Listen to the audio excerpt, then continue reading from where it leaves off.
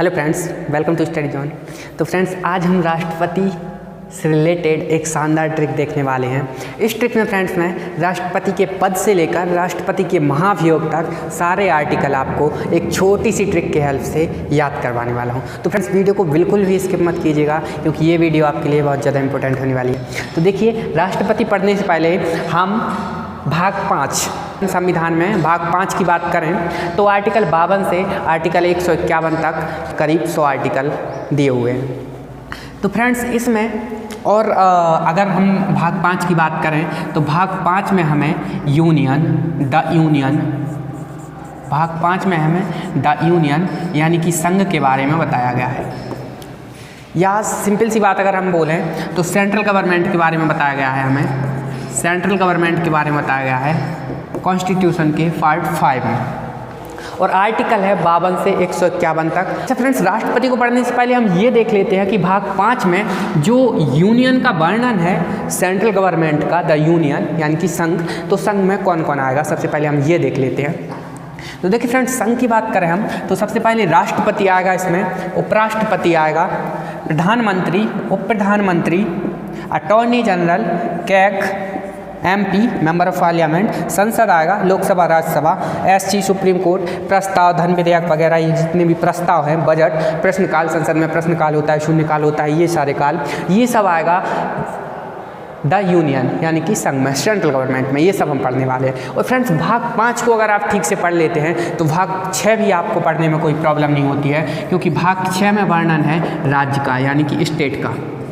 और अगर आप भाग 5 यानी कि केंद्र, सेंट्रल गवर्नमेंट को ठीक से पढ़ते हैं तो स्टेट गवर्नमेंट को पढ़ने में आपको कोई प्रॉब्लम नहीं होने वाली है। दोनों ही एक दूसरे से जुड़े हुए हैं काफ़ी ज़्यादा क्लोज, क्योंकि देखिए अगर पार्ट 5 की बात करें तो इसमें सेंट्रल गवर्नमेंट की बात की गई है, और पार्ट 6 की बात करें तो इसमें स्टेट गवर्नमेंट की बात की गई है।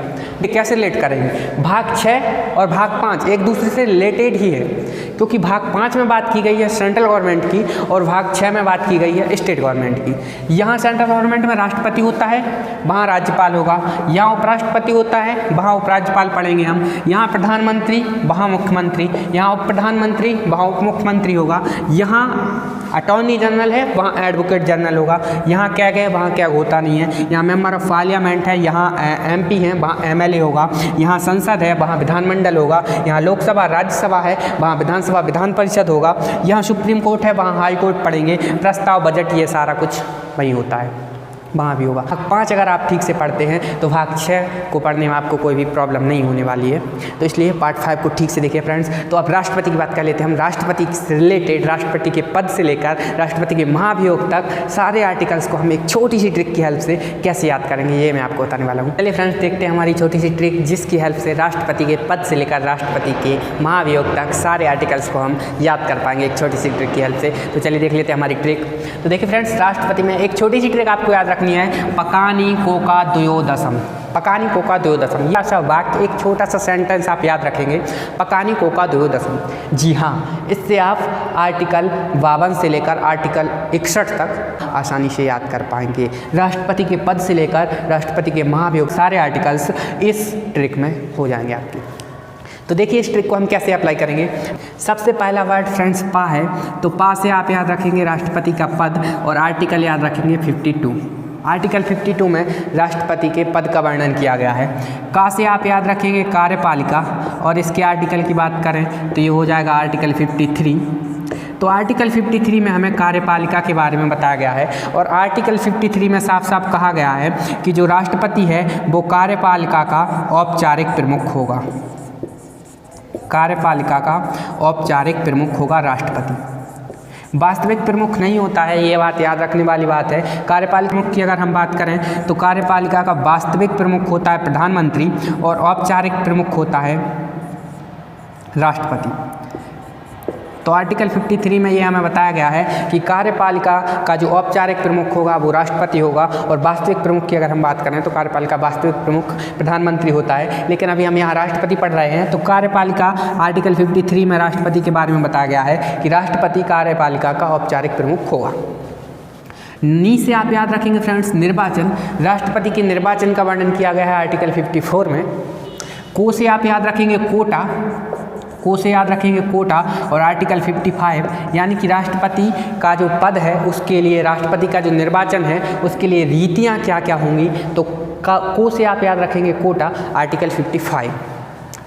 आर्टिकल 56 में इसकी अगर हम बात करें तो का से आप याद रखेंगे कार्यकाल, राष्ट्रपति का कार्यकाल क्या होगा, फिक्स 5 साल बाद राष्ट्रपति का निर्वाचन 5 साल के अंदर अंदर कर लिया जाए। तो आर्टिकल 56 में राष्ट्रपति के कार्यकाल के बारे में बताया गया है।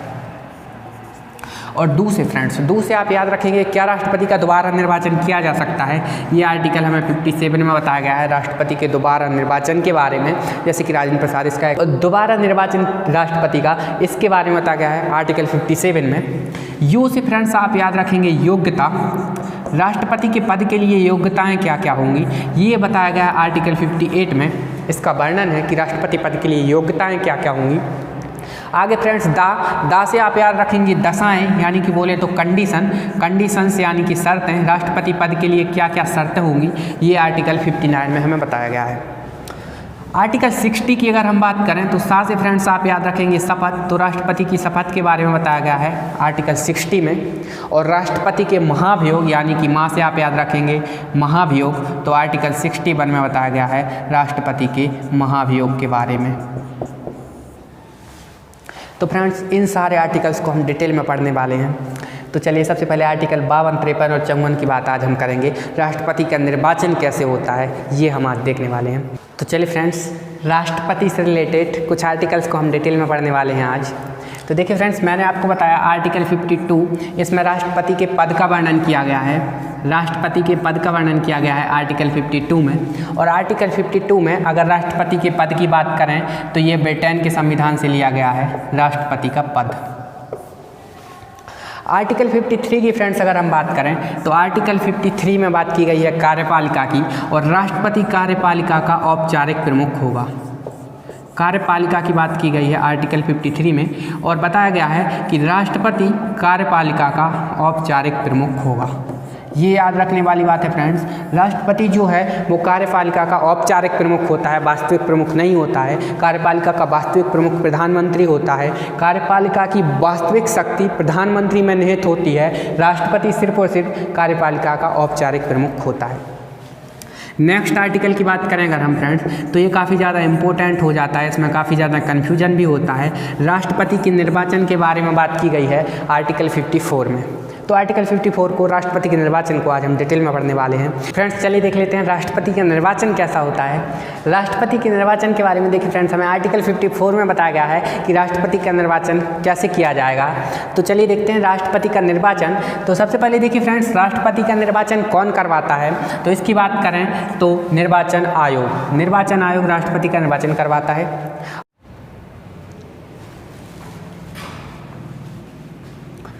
तो फ्रेंड्स चलिए देख लेते हैं राष्ट्रपति का निर्वाचन कैसा होता है। राष्ट्रपति के निर्वाचन के बारे में देखिए फ्रेंड्स, हमें आर्टिकल 54 में बताया गया है कि राष्ट्रपति का निर्वाचन कैसे किया जाएगा। तो चलिए देखते हैं राष्ट्रपति का निर्वाचन। तो सबसे पहले देखिए फ्रेंड्स, राष्ट्रपति का निर्वाचन कौन करवाता है, तो इसकी बात करें तो निर्वाचन आयोग राष्ट्रपति का निर्वाचन करवाता है। और निर्वाचक मंडल, इससे हम याद रखेंगे, तो निर्वाचन आयोग फ्रेंड्स राष्ट्रपति का जो है वो निर्वाचन करवाता है। और निर्वाचक मंडल, इसके जो सदस्य होते हैं वो राष्ट्रपति के चुनाव में भाग लेते हैं, राष्ट्रपति का जो निर्वाचन होता है वो अप्रत्यक्ष रूप से होता है, एकल संक्रमणीय आनुपातिक प्रणाली के द्वारा होता है। राष्ट्रपति का जो चुनाव होता है, तो अप्रत्यक्ष का मतलब सबसे पहले हम समझें तो राष्ट्रपति का जो चुनाव होता है वो अप्रत्यक्ष होता है।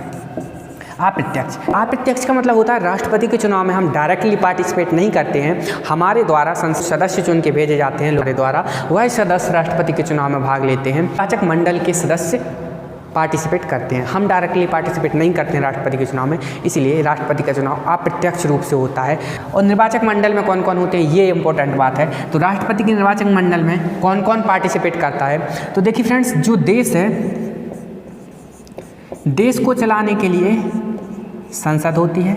अगर हम सेंट्रल गवर्नमेंट की बात करें तो देश को चलाने के लिए संसद होती है। संसद में लोकसभा, राज्यसभा, ये दो सदन होते हैं संसद के, लोकसभा और राज्यसभा। लोकसभा और राज्यसभा।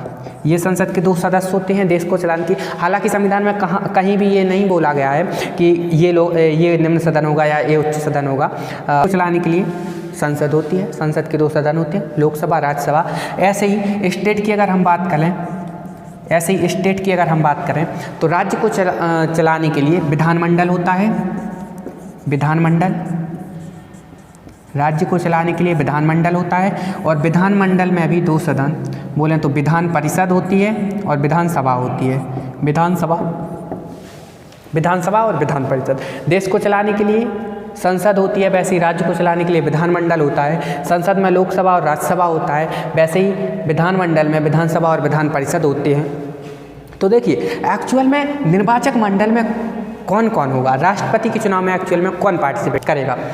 तो आर्टिकल 54 में ये साफ साफ कहा गया है कि जो निर्वाचक मंडल होगा उसमें लोकसभा, राज्यसभा और विधानसभा, याद रखिएगा। विधान परिषद की अगर हम बात करें तो विधान परिषद राष्ट्रपति के चुनाव में पार्टिसिपेट नहीं करती है। विधान परिषद राष्ट्रपति के चुनाव में पार्टिसिपेट नहीं करती है। राष्ट्रपति के चुनाव में लोकसभा, राज्यसभा और विधानसभा, इन तीनों के चुने हुए सदस्य, निर्वाचित सदस्य, आर्टिकल 54 में फ्रेंड्स हमें साफ साफ बताया गया है कि राष्ट्रपति के निर्वाचन में लोकसभा, राज्यसभा और विधानसभा के निर्वाचित सदस्य ही पार्टिसिपेट करेंगे। विधान परिषद के सदस्य इसमें पार्टिसिपेट नहीं करेंगे। कौन कौन पार्टिसिपेट करेगा? लोकसभा, राज्यसभा और विधानसभा। विधान परिषद के सदस्य इसमें पार्टिसिपेट नहीं करेंगे। लोकसभा, राज्यसभा और विधानसभा के निर्वाचित सदस्य, फ्रेंड्स लैंग्वेज को समझिएगा, सिर्फ और सिर्फ निर्वाचित सदस्य ही पार्टिसिपेट करते हैं। अब एक्चुअल में ये निर्वाचित सदस्य ऐसा ही क्यों बोला गया है? क्योंकि देखिए लोकसभा की अगर हम बात करें फ्रेंड्स तो लोकसभा में 2 एंग्लो इंडियंस होते हैं जिनको राष्ट्रपति खुद करता है, तो ये पार्टिसिपेट नहीं करते हैं राष्ट्रपति के चुनाव में। और सभा की बात करें तो राज्यसभा में 12 सदस्यों का मनोनयन राष्ट्रपति करता है। कला, साहित्य, संस्कृति के क्षेत्र में 12 सदस्यों का मनोनयन करता है राज्यसभा में राष्ट्रपति। तो ये जो मनोनयन वाली सदस्य हैं, ये जो एंग्लो इंडियंस हैं, ये राष्ट्रपति के चुनाव में पार्टिसिपेट नहीं करेंगे। क्यों? क्योंकि इनको तो राष्ट्रपति खुद चुन के भेजता है सदन में, लोकसभा में और राज्यसभा में। एंग्लो इंडियंस को लोकसभा में भेजता है और ये 12 सदस्य होते हैं, इनको राज्यसभा में भेजता है। तो जिनको राष्ट्रपति ने खुद चुन के भेजा है ये राष्ट्रपति के चुनाव में पार्टिसिपेट नहीं करते हैं। इसीलिए बोला गया है कि लोकसभा, राज्यसभा और विधानसभा के जितने भी निर्वाचित सदस्य हैं सिर्फ वही पार्टिसिपेट करेंगे राष्ट्रपति के निर्वाचन में। तो राष्ट्रपति के निर्वाचन में कौन पार्टिसिपेट करता है? लोकसभा के निर्वाचित सदस्य पार्टिसिपेट करेंगे, राज्यसभा के निर्वाचित सदस्य राष्ट्रपति के चुनाव में पार्टिसिपेट करेंगे और विधानसभा के निर्वाचित सदस्य राष्ट्रपति के चुनाव में पार्टिसिपेट करेंगे। ये तीनों पार्टिसिपेट करेंगे। कौन कौन पार्टिसिपेट नहीं करेगा? एक तो विधान परिषद पार्टिसिपेट नहीं करता है राष्ट्रपति के चुनाव में, एंग्लो इंडियंस पार्टिसिपेट नहीं करते हैं राष्ट्रपति के चुनाव में, और ये जो मनोनयन राष्ट्रपति जिनको चुन के भेजता है कला, साहित्य, संस्कृति के क्षेत्र में राज्यसभा में, ये भी राष्ट्रपति के चुनाव में पार्टिसिपेट नहीं करते हैं। तो राष्ट्रपति के निर्वाचन में लोकसभा, राज्यसभा और विधानसभा के सिर्फ और सिर्फ निर्वाचित सदस्य ही पार्टिसिपेट करते हैं। सिंपल सी बात है। आई होप ये सब क्लियर होगा। चलिए देख लेते हैं फ्रेंड्स एकल संक्रमणीय आनुपातिक प्रणाली एक्चुअल में क्या होती है। यहाँ पे सबसे ज़्यादा बड़ा कन्फ्यूजन होता है, तो इसी को आज हम डिटेल में अच्छे से समझने वाले हैं। तो चलिए फ्रेंड्स देख लेते हैं एकल संक्रमणीय आनुपातिक प्रणाली एक्चुअल में क्या होती है, राष्ट्रपति का निर्वाचन कैसे किया जाता है। तो देखिए राष्ट्रपति का जो निर्वाचन होता है वो एकल संक्रमणीय आनुपातिक प्रणाली द्वारा किया जाता है। इसको अगर हम फ्रेंड्स इंग्लिश में समझें तो ये काफ़ी अच्छे से समझ आ जाता है हमें। एकल संक्रमणीय का मतलब होता है देखिए सिंगल ट्रांसफरेबल, और आनुपातिक प्रणाली का मतलब होता है प्रेफरेबल वोट।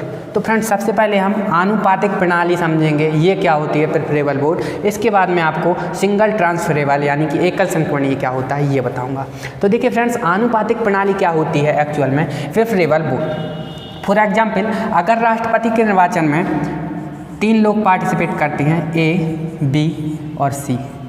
फॉर एग्जाम्पल मान लेते हैं राष्ट्रपति के निर्वाचन में कोई 3 कैंडिडेट हैं, तो फ्रेंड्स राष्ट्रपति के निर्वाचन में प्रेफरेबल वोट का यूज किया जाता है। ऐसा नहीं है अगर आप बी को फर्स्ट प्रेफरेंस देते हैं, आप बी को वोट करते हैं कि मैं इसको फर्स्ट प्रेफरेंस पर रखता हूँ, तो आपको सी और ए को भी कोई ना कोई प्रेफरेंस देनी होगी। इसको या तो सेकंड पे रखिए, इसको थर्ड पे रखिए, या इसको सेकंड पे रखिए, इसको थर्ड पे रखिए। ऐसा नहीं है कि आप सिर्फ एक को ही वोट करेंगे, जितने भी कैंडिडेट्स होंगे उन सब के लिए आपको वोट करना पड़ेगा, प्रेफरेंस देनी होगी उनको कि ये फर्स्ट नंबर पे होगा, ये सेकंड नंबर पे, ये थर्ड नंबर पे। जो आपको सबसे अच्छा लगता है उसको फर्स्ट प्रेफरेंस दीजिए, फिर जो थोड़ा कम अच्छा लगता है उसको सेकंड प्रेफरेंस दीजिए, जो और कम अच्छा लगता है उसको थर्ड प्रेफरेंस दीजिए। लेकिन आपको वोट सभी को करना पड़ेगा, जितने भी कैंडिडेट होंगे राष्ट्रपति के निर्वाचन में उन सभी को आपको वोट करना पड़ेगा। फॉर एग्जांपल बी को आपने फर्स्ट प्रेफरेंस दी और ए को आप सेकंड प्रेफरेंस दे देते हैं, ये कोई, और सी इसको थर्ड प्रेफरेंस दे देते हैं। ऐसे ही कोई दूसरा व्यक्ति वोट डालने के लिए आया राष्ट्रपति के चुनाव में, उसने कहा कि भाई मैं ए को थर्ड प्रेफरेंस दूंगा, बी को मैं 1 प्रेफरेंस दूंगा, ये अच्छा है, इसको मैंने 1 प्रेफरेंस दे दी, और सी को मैंने 2 प्रेफरेंस दे दी, सी को 2 प्रेफरेंस दे दी।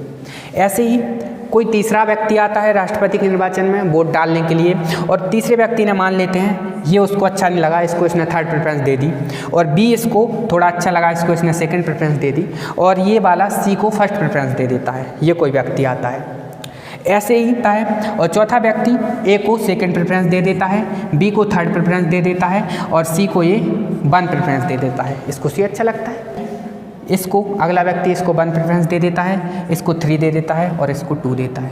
प्रेफरेंस आपको वोट सभी को करना पड़ेगा, जितने भी कैंडिडेट्स होंगे उन सभी को आपको कोई ना कोई प्रेफरेंस देनी होगी। राष्ट्रपति के निर्वाचन ऐसे ही होता है, प्रेफरेबल वोट का मतलब एक्चुअल में यही होता है।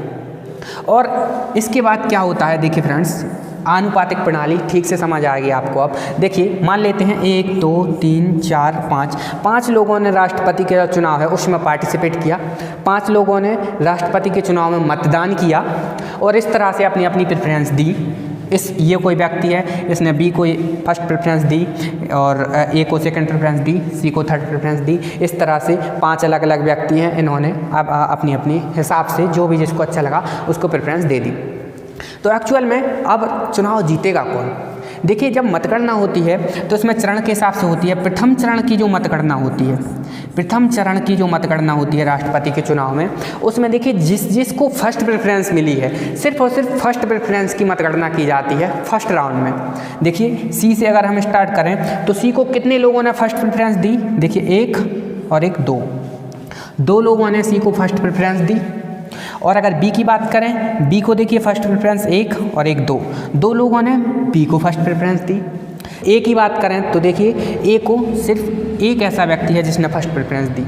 तो देखिए, ए को तो सिर्फ एक व्यक्ति ने दी फर्स्ट प्रेफरेंस, तो ये तो यहीं से बाहर हो गया, ये हार गया। और बी और सी, देखिए इन दोनों को 2 लोगों ने दी, इनको भी 2 लोगों ने फर्स्ट प्रेफरेंस दी, और इसको भी 2 लोगों ने फर्स्ट प्रेफरेंस दी। तो अब देखिए, फर्स्ट राउंड में दोनों ही लोगों को सेम प्रेफरेंस मिली है। 2 लोगों ने इसको फर्स्ट प्रेफरेंस दी, 2 लोगों ने इसको फर्स्ट प्रेफरेंस दी। तो ऐसी कंडीशन अगर बनती है तब होती है द्वितीय चरण की मतगणना। द्वितीय चरण की मतगणना, और जब द्वितीय चरण की मतगणना होगी तो सेकंड प्रेफरेंस को हम काउंट करेंगे। अब देखिए, ये तो बाहर हो गया, अब इन दोनों में हम द्वितीय चरण होगा, इन दोनों में सेकंड प्रेफरेंस की मतगणना करेंगे। देखिए, सेकंड प्रेफरेंस सी को कितने लोगों ने दी? 1 और 2 लोगों ने सी को सेकंड प्रेफरेंस दी। सी की अगर बात करें तो सेकंड प्रेफरेंस सी को 2 लोगों ने दी। और अगर बी की बात करें तो बी को सेकंड प्रेफरेंस देखिए सिर्फ एक व्यक्ति ने दी है। तो देखिए, यहाँ पे सेकंड प्रेफरेंस में सी आगे है, क्योंकि सेकंड प्रेफरेंस सी को 2 लोगों ने दी और बी को सिर्फ एक व्यक्ति ने सेकंड प्रेफरेंस दी। तो कौन जीतेगा चुनाव? सी चुनाव जीत जाएगा। तो ऐसे अलग अलग चरणों में मतगणना होती है। अगर सेम प्रेफरेंस मिलती है दोनों को तो अगले चरण की मतगणना की जाती है। ये होता है आनुपातिक प्रणाली, यानी कि प्रेफरेबल वोट। जितने भी कैंडिडेट्स हैं उन सभी को आपको प्रेफरेंस देनी पड़ेगी राष्ट्रपति के चुनाव में। ये होता है प्रेफरेबल वोट, यानी कि आनुपातिक प्रणाली का मतलब एक्चुअल में यही होता है। और कितने चरण हो सकते हैं इसमें? जितने भी कैंडिडेट पार्टिसिपेट करेंगे राष्ट्रपति के चुनाव में उतने ही चरण हो सकते हैं मैक्सिमम राष्ट्रपति चुनाव। एक्चुअल में होता नहीं है ऐसा कि फर्स्ट राउंड में ही रिजल्ट आ जाता है एक्चुअल में। लेकिन अगर फर्स्ट राउंड में सेम प्रेफरेंस वाले 2 लोगों ने इसको प्रेफरेंस दी, 2 लोगों ने इसको प्रेफरेंस दी, अगर ऐसी कंडीशन बनती है तब द्वितीय चरण की मतगणना की जाती है।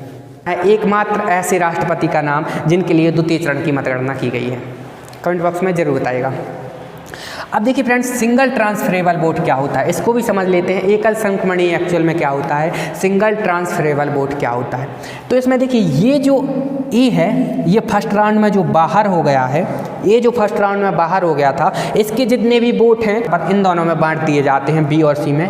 ए जो बाहर हो गया है, फॉर एग्जांपल ये कैंडिडेट फर्स्ट राउंड में बाहर हो गया था, तो इसके वोट, इसको जितने भी वोट मिले, इन सब वोटों को बी और सी में बांट दिया जाता है। यही होता है सिंगल ट्रांसफरेबल यानी कि एकल संक्रमणीय। अब एक्चुअल में ऐसा क्यों किया जाता है कि इसके वोट इन दोनों में बांट दिए जाते हैं? ये सिर्फ इसलिए किया जाता है कि ये तो बाहर हो ही गया है, ये दोनों अच्छे बहुमत से जीत सकें, इसलिए इन दोनों में इसके वोट को बांट दिया जाता है अदर कैंडिडेट्स में जो आगे चल रहे हैं द्वितीय चरण में। तो ये होता है सिंगल ट्रांसफरेबल यानी कि एकल संक्रमणीय। और आनुपातिक प्रणाली प्रेफरेबल वोट, मतलब जितने भी कैंडिडेट्स हैं उन सबको आपको प्रेफर करके वोट डालना ही पड़ेगा। तो राष्ट्रपति का चुनाव इस तरह से एकल संक्रमणीय आनुपातिक प्रणाली सिंगल ट्रांसफरेबल प्रेफरेबल वोट के थ्रू राष्ट्रपति का निर्वाचन किया जाता है। आई होप आपको ये टॉपिक पसंद आया होगा। तो अगर वीडियो अच्छी लगी तो वीडियो को लाइक कीजिए, कमेंट कीजिए, चैनल को सब्सक्राइब कर लीजिए। और तो फ्रेंड्स, लास्ट में एक इंटरेस्टिंग क्वेश्चन आपके लिए जिसका आंसर आपको कमेंट बॉक्स में देना है। तो प्रधानमंत्री जो है फ्रेंड्स, उसकी नियुक्ति की जाती है, निर्वाचन किया जाता है, ये आपको बताना है कमेंट बॉक्स में। और राष्ट्रपति जो है, राष्ट्रपति का निर्वाचन किया जाता है या नियुक्ति की जाती है राष्ट्रपति को, ये भी आपको कमेंट बॉक्स में बताना है। तो इंटरेस्टिंग क्वेश्चन आपके लिए कमेंट बॉक्स में इसका आंसर जरूर दीजिएगा।